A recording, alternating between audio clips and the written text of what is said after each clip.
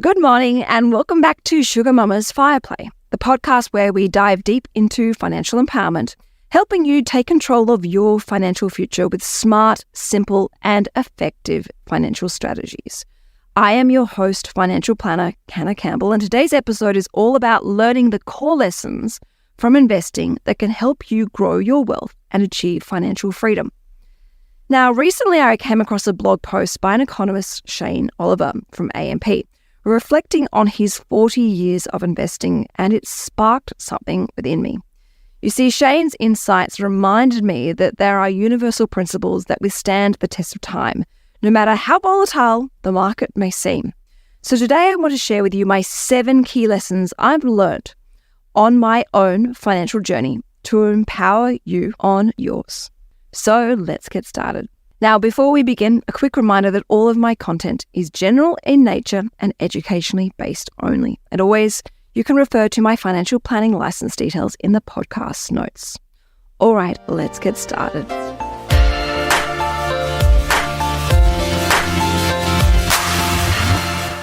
Lesson 1. Have a passive income goal, not just a wealth goal. My first lesson to share with you is that financial freedom is not about how many assets you have or even how much money you have in your bank account. It's actually all about how much passive income you earn. Being asset rich doesn't mean you're financially free. If those assets aren't generating a reliable, consistent, or even big enough income, how can you possibly live off that? That would mean that you are having to sell down your assets and you're essentially going backwards. That is why I always recommend have a passive income goal where you live off your investments without ever touching the capital. And if you're not familiar, passive income can be dividends, rental income, or other streams. But you see, the important thing about passive income is it gives you the freedom to choose how you spend your time. So instead of focusing on a net worth figure or even a gross worth figure, I recommend setting yourself a passive income goal, like $50,000 a year, $80,000 a year, $200,000 a year, it doesn't matter, whatever is right for you. Work backwards from the lifestyle that you want and figure out how much passive income you will need to sustain it. That is what true financial freedom is really all about. Lesson 2, make additional contributions to your superannuation.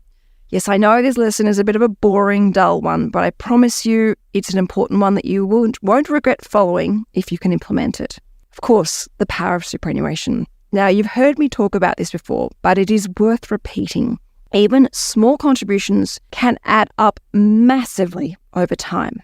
Think about it. Putting an extra $100 per month into your super might not seem like much now, but thanks to the magic of compounding interest working for you, it can make a world of difference in the long run. In fact, if you have, say, $50,000 in super and you are age 35, earning, say, $80,000 per year, and you can put an extra $100 per month with your after-tax salary, that will potentially mean that you have more than $65,000 more in retirement when you go to retire at age 65.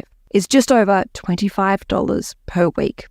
Doesn't the sound of an extra $65,000 in your superannuation when you go to retire sound good to you? I know for me, it's something I would definitely value.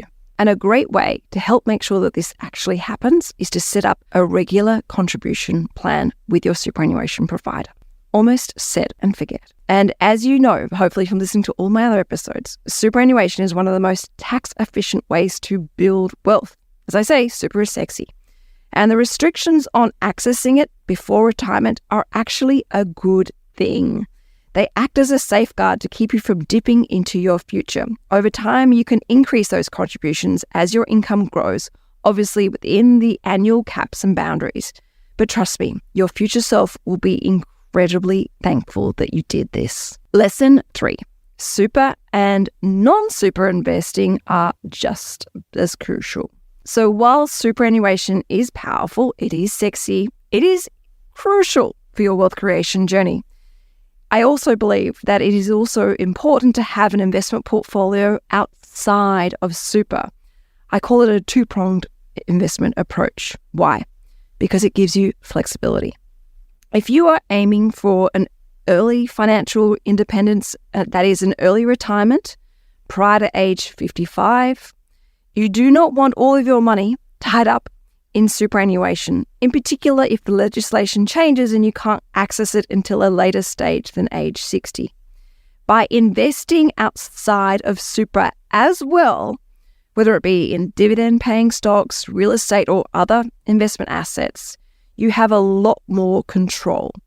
It is a bit of a balancing act, but superannuation is great for long-term security.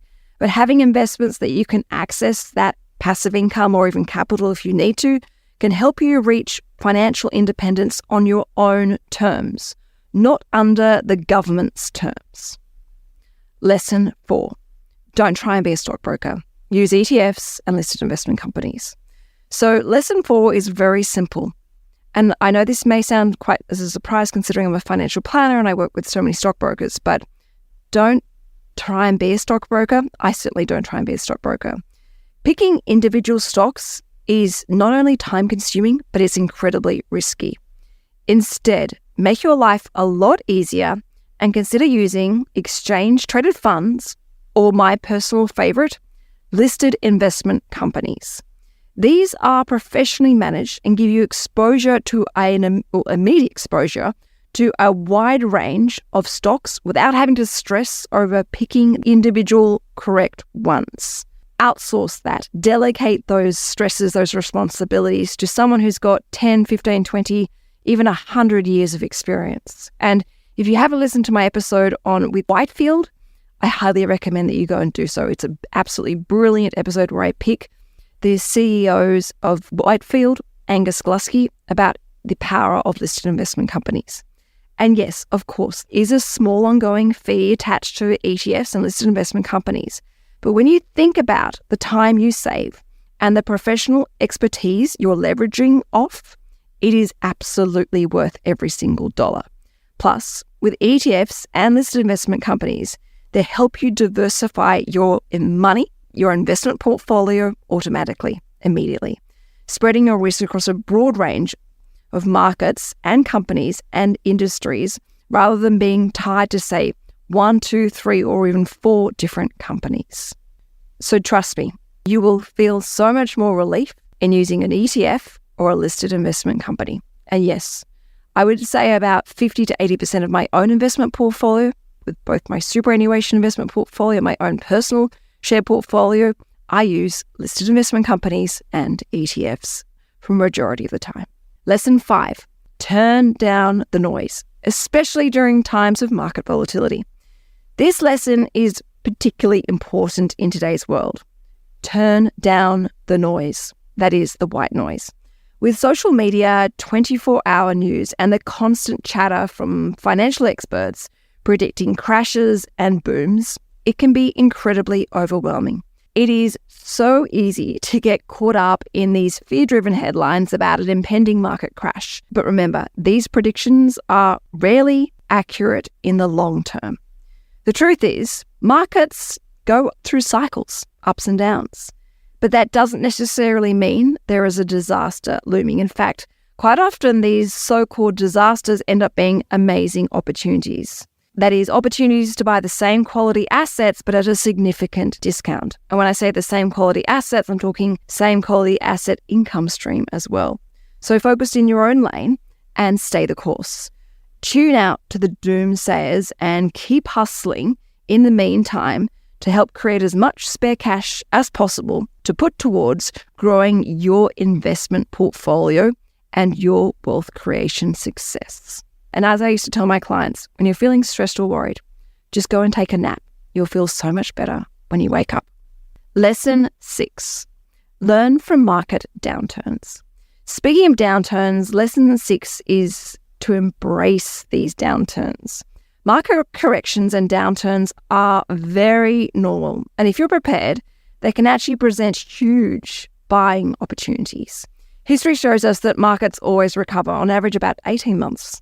So during these times of market volatility, you actually might be able to scoop up quality investments or different quality investments at seriously discounted prices. And that's something I always try and do when it comes to the market panicking. So if you are someone like myself who is investing in dividend-paying stocks, a downturn can actually boost your passive income. And as you can reinvest those dividends at those lower prices whilst the market is downturn, this can actually be really powerful for you, which is, again, why it's so important to stay focused, stay patient. And remember, downturns are actually your friend if you are in it for the long run. Lesson 7, please reinvest your dividends if you can. So my final lesson for today's episode is all about reinvesting. When you're working towards a financial goal that is, building up a certain amount of passive income, it is crucial that you learn to live off your income so that you can afford to reinvest all of those dividends. Don't spend your dividends if you can avoid it.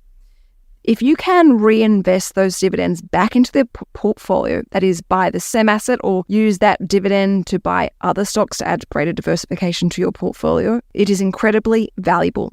This is how you truly grow your wealth over the long run. In fact, the $1,000 project portfolio is just about to hit $300,000, but I have actually not really added any new investments to the portfolio. The growth over the last couple of years has been because of dividend reinvestment. I've actually been focused on paying down the attached margin loan to that investment portfolio. So the reason why it's just about to hit $300,000 is because of dividend reinvestment. I never spend those dividends, always reinvest. And reinvesting those dividends not only increases your shares, but also, as I said, it compounds your future passive income. So please know this, every dividend that you can reinvest puts you one step closer to your financial independence goal. So please promise me that you're sticking to a regular investment plan, but you're also reinvesting those dividends where you're letting your money work for you into the long run, well after you've earned it. And if you're wondering about the $1,000 project investment portfolio, that dividend income is approximately $16,000 to $17,000 per annum in dividends, which of course are always reinvested. Now, as we wrap up today's episode, please know that these 7 lessons have been essential for me on my own financial journey towards financial freedom. So I really hope that they inspire you to take control of your financial future as well. Remember, wealth building is a marathon, not a sprint. If you need to slow down a bit, stop and stretch, drink some water, catch your breath, that is perfectly fine. Just when you can, get back on track and keep going. Building wealth is about endurance. It's about sustainability. It's about longevity. Focus on your passive income. Invest on a regular basis. Reinvest all the time. Turn down the noise and know that if you can do these simple things, you are well and truly on your way to achieving financial independence. Thank you absolutely everyone for listening to this episode of Sugar Mama's Fire Play. If you found these 7 lessons helpful, please make sure that you share this podcast with your friends and your family. And be sure to make sure you're following this show and subscribe to us on Instagram for more tips and strategies on building your path to financial freedom. Until next time, keep hustling and stay financially empowered. This is Sugar Mama's Fire.